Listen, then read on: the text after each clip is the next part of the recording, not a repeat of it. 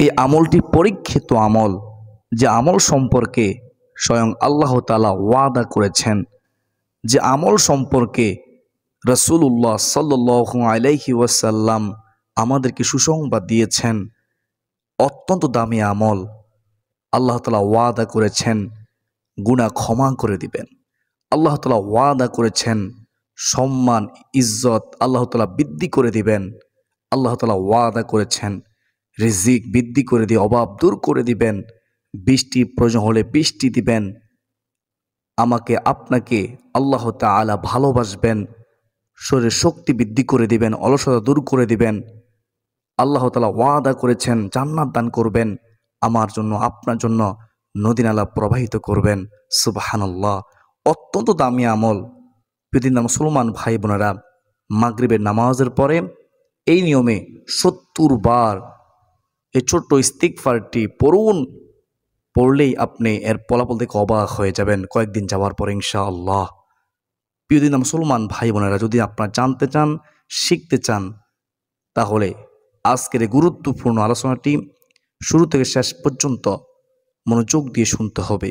আমার বিশ্বাস, যারা আমল করতে ভালোবাসে, যারা চায় তাদের গুনাহ মাফ হোক, সম্মান ইজ্জত বৃদ্ধি হোক, রিজিক বৃদ্ধি হোক, অভাব দূর হোক, যারা চায় আল্লাহ তাআলাকে সন্তুষ্টি করতে, তারা অবশ্যই আজকের গুরুত্বপূর্ণ আলোচনাটি শুরু থেকে শেষ পর্যন্ত শুনবে। শোনার পরে এই ছোট ইস্তিগফারটি শিখবে, তারপরে ইস্তিগফার আমল করা শুরু করবে ইনশাআল্লাহ। তো প্রিয় দিন মুসলমান ভাই বোনেরা, মূল আলোচনা যাওয়ার পূর্বে চলুন একটু প্রার্থনা করে নেই। হে মহান দয়ালু প্রেমময় আল্লাহ, আপনি আমাদের জীবনের সমস্ত গুনাহ মাফ করে দিন। সকলে বলি আল্লাহুম্মা আমিন। তো প্রিয় দর্শক, আমরা প্রথমত যে ইস্তিগফারের আমল করব, সেই ইস্তিগফার সম্পর্কে স্বয়ং আল্লাহ রাব্বুল আলামিন কি বলেছেন এবং রাসূলুল্লাহ সাল্লাল্লাহু আলাইহি ওয়াসাল্লাম কি বলেছেন, কিতাবে কি রয়েছে, আমরা সংক্ষেপে জানবো ইনশাআল্লাহ। আমার বিশ্বাস, যারা শুনবে তাদেরকে শয়তান ওয়াসওয়াসা দিয়ে, কুমন্ত্রণা দিয়ে ইস্তিগফার আমল থেকে গাফল করতে পারবে না। প্রিয় দিন মুসলমান ভাই বোনেরা, একদা একবার হাসান বসরি রহমতুল্লাহি আলাইহি ছাত্রদেরকে পড়াইতেছেন। এমন সময় একজন ব্যক্তি এসে হাসান বসরি রহমতুল্লাহি আলাইহিকে প্রশ্ন করলেন, হুজুর, আমাকে এমন আমলের কথা বলে দিন যে আমল করলে আমার অভাব অনটন দূর হবে, আমার রিজিক বৃদ্ধি হবে, আমার কষ্ট দূর হবে। এমন আমলের কথা আমাকে বলে দিন। তখন হাসান বসরি রহমতুল্লাহি আলাইহি ওই ব্যক্তিকে বলল, তুমি বেশি বেশি করে ইস্তিগফার পাঠ করো, তুমি বেশি বেশি করে ইস্তিগফার পাঠ করো, তাহলে তোমার অভাব অনটন আল্লাহ তাআলা দূর করে দিবে, রিজিক বৃদ্ধি করে দিবে, তোমার কষ্ট দূর করে দিবে। ওই ব্যক্তি তখন চলে গেলেন। অতঃপর আবার আরেকজন ব্যক্তি আসলো, এসে বলল, হুজুর, আমাকে এমন আমলের কথা বলে দিন যে আমল করলে আমার সন্তান হবে, আল্লাহ তাআলা আমাকে সন্তান দান করবে। তখন হাসান বসরি রহমতুল্লাহি আলাইহি ওই ব্যক্তিকে একই আমলের কথা বলে দিলেন। কি বলে দিলেন? তিনি বলেছেন, তুমি বেশি বেশি করে ইস্তিগফার পাঠ করো। যদি তুমি বেশি বেশি করে ইস্তিগফার পাঠ করতে পারো, ইনশাআল্লাহ আল্লাহ রাব্বুল আলামিন তোমাকে সলিহিন নেককার সন্তান দিবেন। এই কথা শুনে ওই ব্যক্তিও চলে গেলেন। চলে যাওয়ার পরে অতঃপর আবার আরেকজন ব্যক্তি আসলো, এসে বলল, হুজুর, আমাকে এমন আমলের কথা বলে দিন যে আমল করলে আমার ফসলের মধ্যে যে খরা লেগেছে সেই খরা দূর হবে, বৃষ্টি হবে। তখন হাসান বসরি রহমতুল্লাহি আলাইহি ওই ব্যক্তিকেও একই আমলের কথা বলে দিলেন। কি আমল? আমলটি হচ্ছে, তুমি বেশি বেশি করে ইস্তিগফার পাঠ করো, আল্লাহ তাআলার কাছে ক্ষমা চাও, তাহলে তোমার সমস্যার সমাধান হবে। আল্লাহ রাব্বুল আলামিন উপকারী বৃষ্টি দান করবেন। সুবহানাল্লাহি ওয়া বিহামদিহি সুবহানাল্লাহিল আযীম। তো এইভাবে যখন একই আমলের কথা হাসান বসরি রহমতুল্লাহি আলাইহি সবাইকে বলতেছে, তখন উপস্থিত ছাত্ররা অবাক হয়ে গেলেন।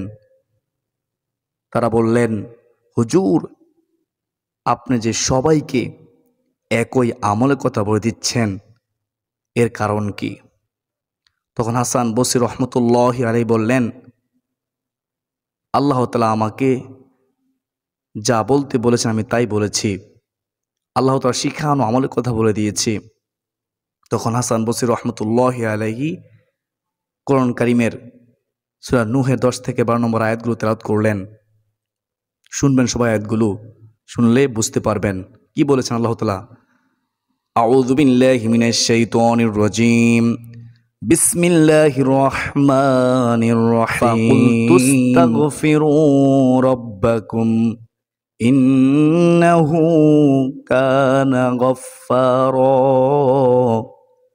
ইউরসিলিস সামাআ আলাইকুম মিদরারা ويمددكم بأموال وبنين ويجعل لكم جنات ويجعل لكم أنهارا আল্লাহ আকবার। আল্লাহ তাআলা এই অত্র আয়াতগুলোর মধ্যে ওয়াদা করেছেন ইস্তিগফার পড়লে এই পুরস্কারগুলো দান করবেন। হাসান বসরি যখন এই আয়াতগুলো তেলাওয়াত করলেন, তারপর যখন অর্থ বলা শুরু করলেন যে আল্লাহ তাআলা ওয়াদা করেছেন ইস্তিগফার পড়লে গুনাহ ক্ষমা করে দিবেন, ইস্তিগফার করলে আল্লাহ তাআলা উপকারী বৃষ্টি দিবেন, ইস্তিগফার করলে আল্লাহ তাআলা সলিহ নেককার সন্তান দান করবেন, রিজিক বৃদ্ধি করে দিয়ে শক্তিশালী করবেন। আল্লাহ তাআলা ওয়াদা করেছেন জান্নাত দান করবেন, আমার জন্য আপনার জন্য নদী নালা প্রবাহিত করবেন। যখন এই কথাগুলো বলল, তখন উপস্থিত ছাত্র অবাক হয়ে গেলেন। তারা বুঝতে পারলেন কেন হাসান বসরি রহমতুল্লাহি আলাইহি এই একই আমলের কথা সবাইকে বলেছে। কারণ ইস্তিগফার আমলের মধ্যে রয়েছে সকল সমস্যার সমাধান। সুবহানাল্লাহি ওয়া বিহামদিহি সুবহানাল্লাহিল আযীম। এই গঠন থেকে আমরা কি শিখতে পারলাম? আমরা কি জানতে পারলাম? আমরা শিখতে পারলাম, জানতে পারলাম ইস্তিগফার আমল অত্যন্ত দামি আমল, যে আমল করলে স্বয়ং আল্লাহ তাআলা খুশি হয়, সকল সমস্যার সমাধান হয়। সুবহানাল্লাহ।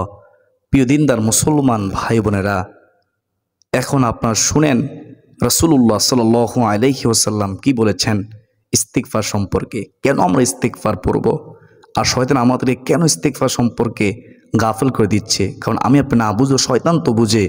রাসূলুল্লাহ সাল্লাল্লাহু আলাইহি ওয়াসাল্লাম কি সুসংবাদ দিয়েছেন, তো শুনুন আপনার মনোযোগ দিয়ে। রাসূলুল্লাহ সাল্লাল্লাহু আলাইহি ওয়াসাল্লাম বলেছেন, যদি কেউ ইস্তিগফারকে নিজের জন্য সব সময় আবশ্যক করে নিতে পারে, সব সময় চলতে ফিরতে উঠতে বসতে ইস্তিগফার পাঠ করে, আল্লাহ তাআলার কাছে ক্ষমা চায়, তাহলে আল্লাহ রাব্বুল আলামিন তাকে 3টি পুরস্কার দান করবেন। 3টি পুরস্কার কি কি? শুনবেন মনোযোগ দিয়ে। 1 নম্বর হচ্ছে রাসূলুল্লাহ সাল্লাল্লাহু আলাইহি ওয়াসাল্লাম বলেন, ইস্তিগফার পড়লে আল্লাহ তাআলা এত খুশি হয়, তার সকল প্রকার বিপদ আপদ থেকে মুক্তির পথ উন্মুক্ত করে দেয়। সুবহানাল্লাহ। 2 নম্বর পুরস্কার হচ্ছে রাসূলুল্লাহ সাল্লাল্লাহু আলাইহি ওয়াসাল্লাম বলেন, ইস্তিগফার করলে আল্লাহ রাব্বুল আলামিন এত খুশি হয়, তার সকল পেরেশানি, হতাশা, দুশ্চিন্তা দূর করে দেয়। সুবহানাল্লাহ। 3 নম্বর পুরস্কার হচ্ছে আল্লাহ তাআলা এত খুশি হয়, রাসূলুল্লাহ সাল্লাল্লাহু আলাইহি ওয়াসাল্লাম বলেন, আল্লাহ তাআলা তাকে অকল্পনীয় উৎস থেকে রিজিকের ব্যবস্থা করে দিবে, অর্থাৎ গায়বী সাহায্য সে পাবে, গায়বী রিজিক সে পাবে। সুবহানাল্লাহ, সুবহানাল্লাহ। কি বুঝতে পারলেন? আমার বিশ্বাস যারা ইতিপূর্বে ঘটনা শুনেছেন এবং এই হাদিসটি শুনেছেন, তারা আর কখনো ইস্তিগফার আমল ছাড়বেন না। শয়তানের ধোঁকা দিয়েও আপনাকে আমল থেকে গাফেল করতে পারবে না ইনশাআল্লাহ। তো প্রিয় মুসলমান ভাই বোনেরা, আপনারা প্রতিদিন, আপনারা যদি সারাদিন নাও পড়তে পারেন ইস্তিগফার, কমপক্ষে মাগরিবের নামাজের পরে পড়ার চেষ্টা করবেন।